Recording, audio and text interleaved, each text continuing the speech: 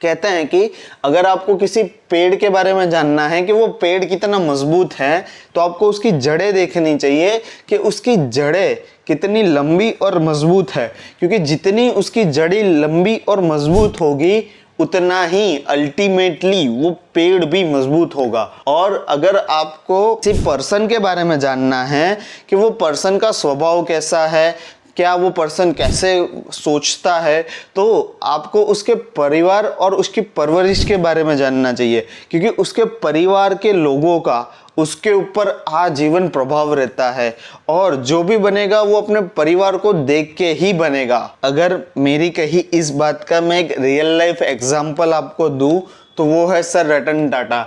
आज हमें ये दिखता है कि सर रतन टाटा देश के लिए कुछ भी करने को तैयार है, वो देश के लिए अपनी जान तक दे सकते हैं और तो और वो देश के लिए अपनी कंपनी के प्रॉफिट एंड लॉस को भी नहीं देखते हैं। ऐसा कई बार हुआ है, कितनी ही स्टोरीज ऐसे मिल जाएगी कि जहां देश के लिए उन्होंने अपने प्रॉफिट एंड लॉस को छोड़ दिया।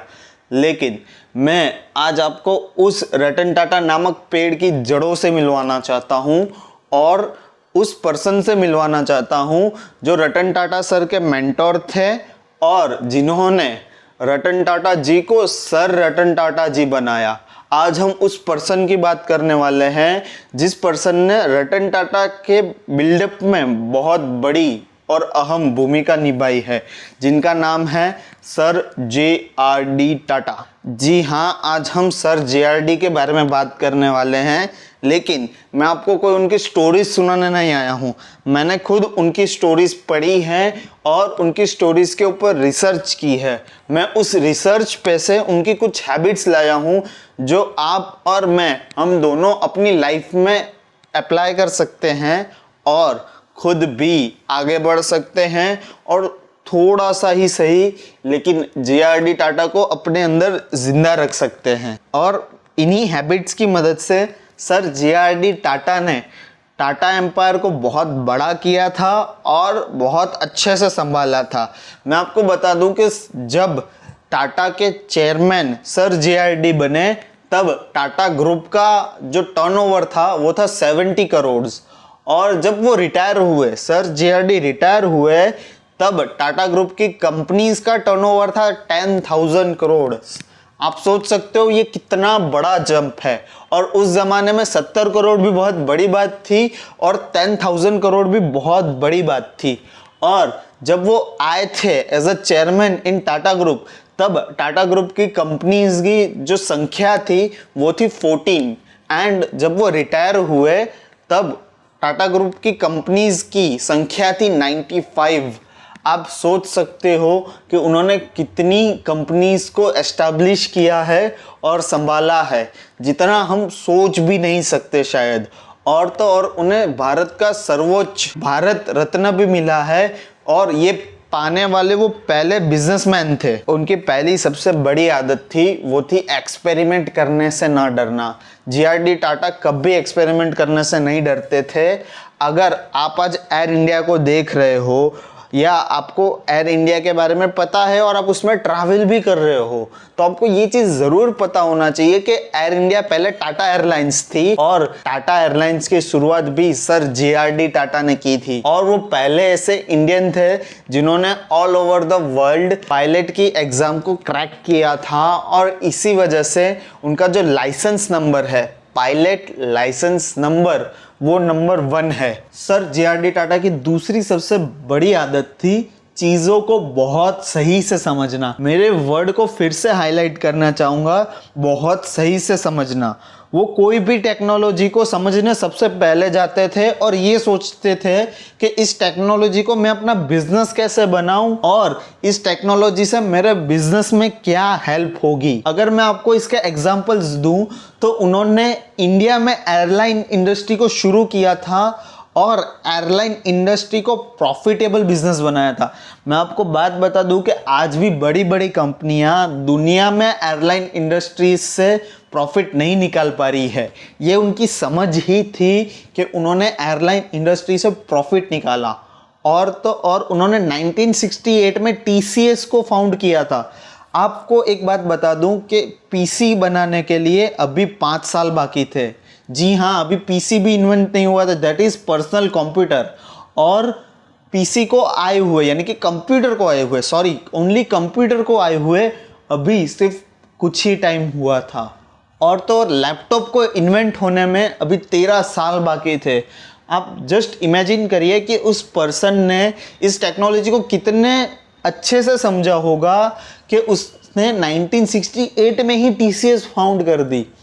और आज टीसीएस दुनिया की 11th सबसे बड़ी आईटी सर्विस प्रोवाइड करने वाली कंपनी है।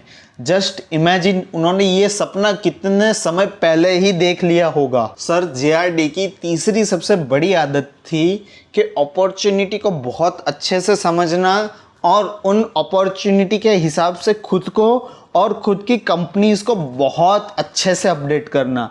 आपको लग सकता है कि ये आदत सिर्फ बिजनेसमैन के लिए है, लेकिन नहीं, ये आदत हम सब के लिए है कि कभी ना कभी हमारी लाइफ में कुछ अपॉर्चुनिटीज आती है और उसके लिए हम कैपेबल नहीं होते हैं, लेकिन हम खुद को अपडेट नहीं कर पाते हैं कि वो अपॉर्चुनिटी को हम ग्रैब कर सके।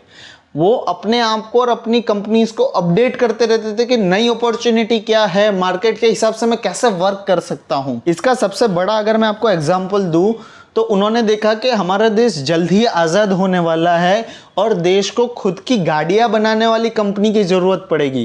तब उन्होंने 1945 में टेल्को की शुरुआत की, जो कि आज टाटा मोटर्स के नाम से जानी जाती है।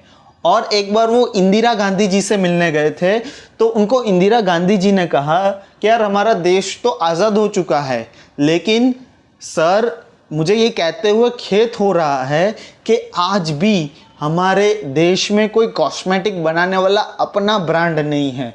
उन्होंने यहाँ पे अपॉर्चुनिटी को देखा और 1952 में लैक्मे की शुरुआत कर दी, जो कि आज दुनिया में टॉप की कॉस्मेटिक बनाने वाली ब्रांड्स में शुमार है। आप सोच सकते हो कि वो अपॉर्चुनिटी को कितने अच्छे से ग्रैब करते थे। सर जेआरडी टाटा की चौथी सबसे बड़ी आदत थी देश के बारे में सोचना और आने वाली प्रॉब्लम्स के बारे में सोचना।